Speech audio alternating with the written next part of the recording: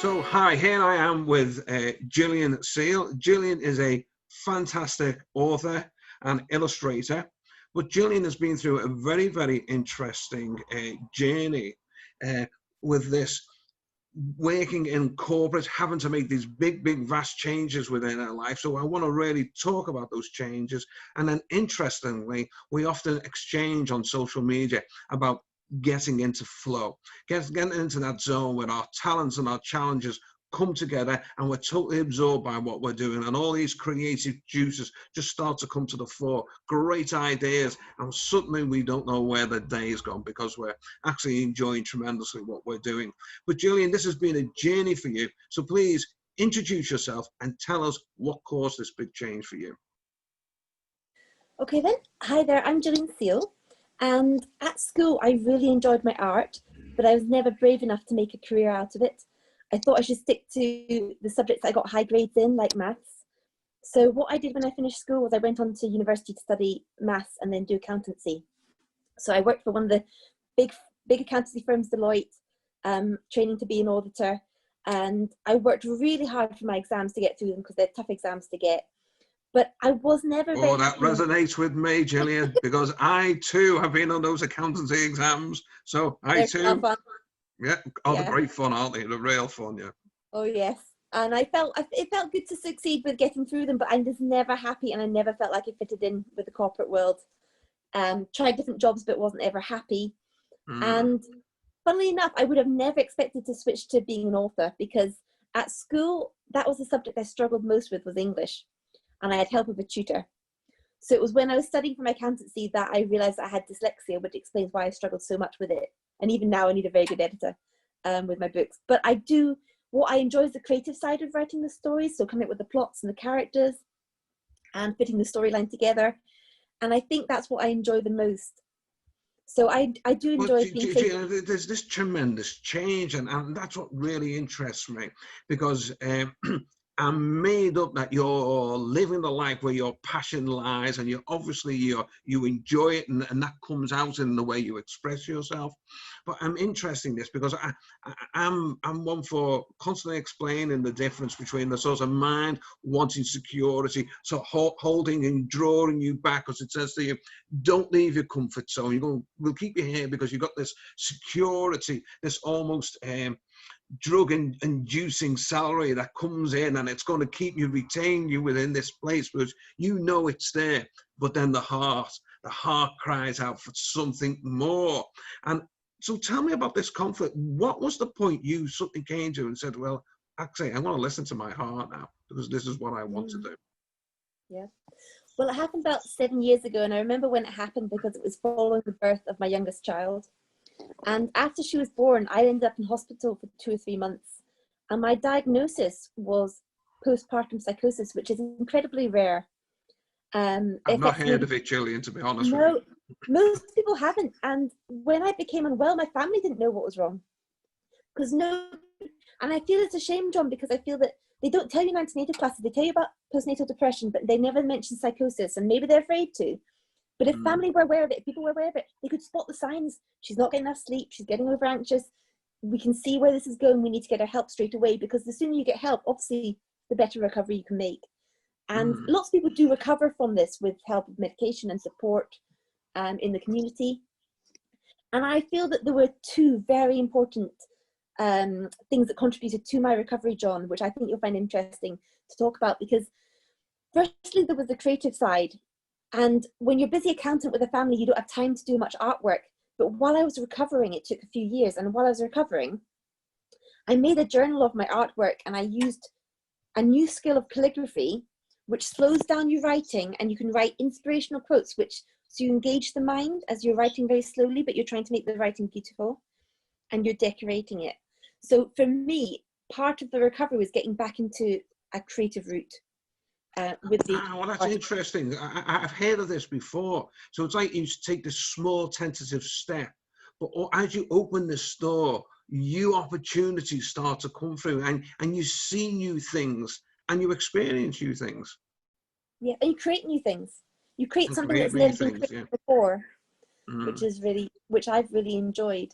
And the second thing that helped me a lot, John, was I know a lot of what you do is about the mind and the body working together and healing. And for me, it was taking up the sport of badminton, which I'd never taken any interest in sport whatsoever throughout my life. But during my recovery, I found it tremendously helpful to start a new sport, to be getting exercise. But I think also what you talk about with flow, when you're playing a game for 2 hours solid, you can really focus on it. You can get lost in it. You can forget about all the problems that you've got, and you can focus on the game. You can focus on winning. You can get competitive.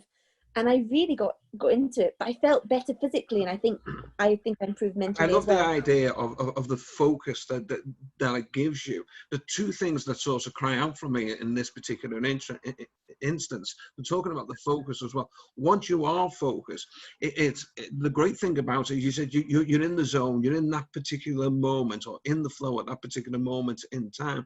But what you're allowing to do, which I think is more important for you, you're allowing room for the things that have been troubling you to ruminate, and all of a sudden, because you've been the conscious mind's been on that, the fact that you've been focused on another area allows the subconscious mind to take over, and all of a sudden you've got these creative ideas, solutions, remedies that you never thought of before, because you were willing to be active.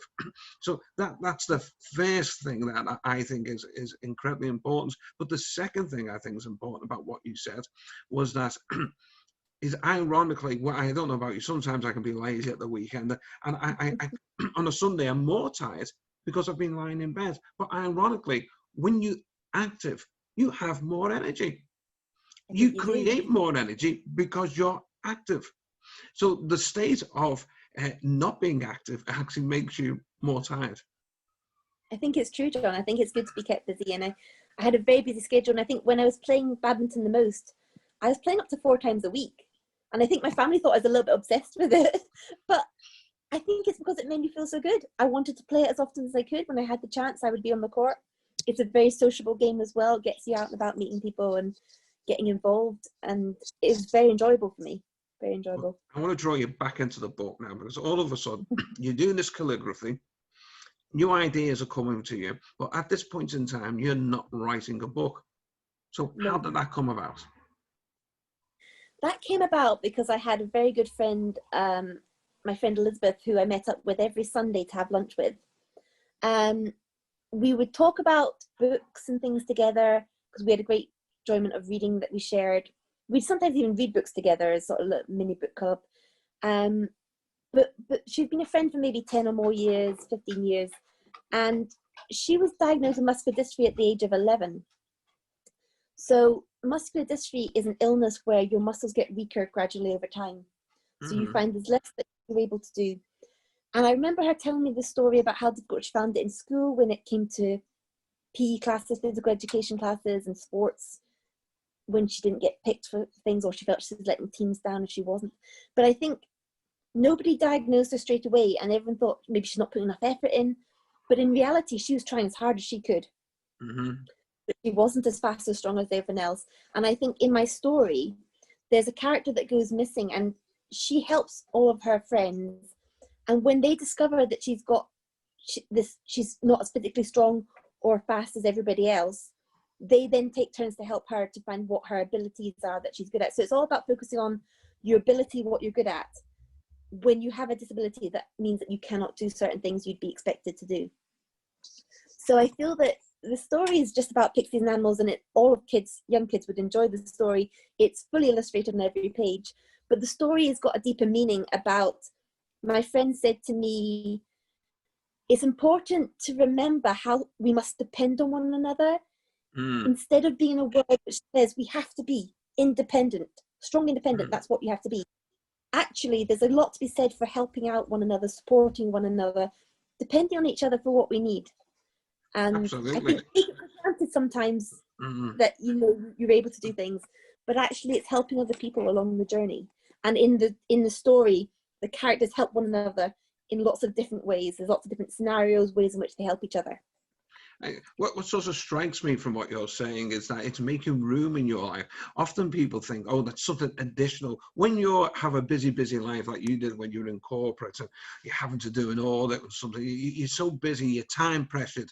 And sometimes you're not absorbed by what you're doing. You don't realize by letting something else into your life, into that particular moment in time, you're actually helping yourself. You're actually helping yourself to release the stress of that particular moment because you're allowing something else to come in and and support from other people, whether that's it's a collaboration that you're working with someone that helps you move forward, or you're relying on someone that can advise you, whether it's a friend you can talk to. Yeah, you're absolutely right. That's social. We are social animals, aren't we? We rely on that. You and I are a true manifestation of that, because you and I are talking because we agreed on something on social media about flow and getting there, and here we are having this conversation now. So Gillian, you were there, and you write this fantastic story about helping one another, and actually the helper becomes the greater beneficiary of that, because everybody then wants to return that. So there's like a great collaboration. So I get that. I understand that. So tell us, once you're in there and writing your book, and you're really into your character, and does time just suddenly pass for you? Does it just suddenly flow?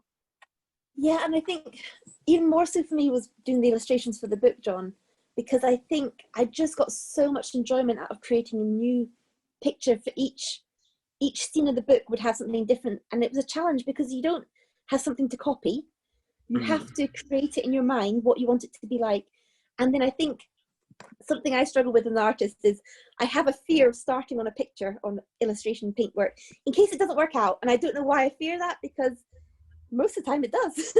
But sometimes you're scared to get started on it. But actually, when you do, and when you see the results, you can be really, I don't know, I just love that. And I think I get lost in my paintwork. And I think that's probably one of my favorite activities, is painting in watercolor.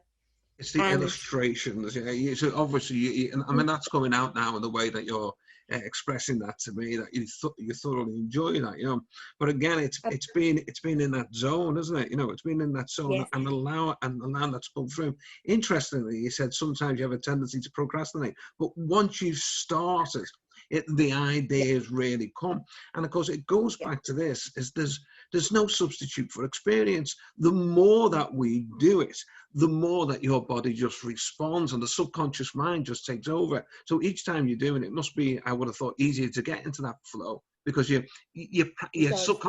body is instructing the subconscious mind to just respond and allow the process to happen. Do you find that? Yeah. I do, and I also find that my work can improve if I do it on a regular basis. And the trouble with life, John, is life does get in the way of things, because in the last year I've been an entrepreneur, and I've had so much in the way of business, social media, advertising, publicity, presentations. I have not spent time on my artwork and my illustration work as much as I would like. And I remember a few years ago, a friend of mine who was also an artist, she challenged me that during February we were going to do one piece of artwork a day, even if it's a drawing or a sketch, or it's a painting, or whatever you want it to be. And I found the more you do it on a regular basis, even a small amount each day, you can get more into flow more easily. You don't hold back as much. The good habits, yes, the good habits that you're forming. Regular with it, I think. And at the moment, I keep thinking, oh, I can't do any art because I've only got a few hours to spare. But actually, if I did make the effort every day, it would get much easier. I don't have to have a whole day to do it. I could just do something for part of the day. So yeah, doing it more regularly, I think, really helps. Okay, well, Gillian, on that note, what I'd like you to tell the listeners to is, where can they find your book, and how can they contact you? So my book is called Post Pixie Missing in Action, and that's on Amazon UK. But you can all find out about my work on www.tailoredyarn.com.